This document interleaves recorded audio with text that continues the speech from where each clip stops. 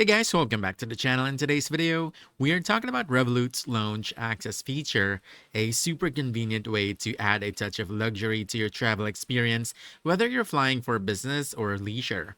I'll walk you through how it works, what you get, and a few key things to keep in mind so you can make the most of it.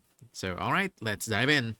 Revolut's Airport Lounge Pass is available for premium and metal plan users and is powered by Dragon Pass, which gives you access to airport lounges worldwide. And here's how you can use it.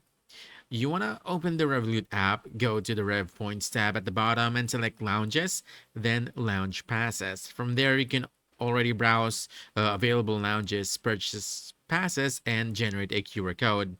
So that when you arrive at the lounge, just present your QR code along with a valid ID at the check-in desk and you're in. The pass is personal, so you can't transfer it to someone else, but you can purchase additional passes for your travel companions up to 10 at a time.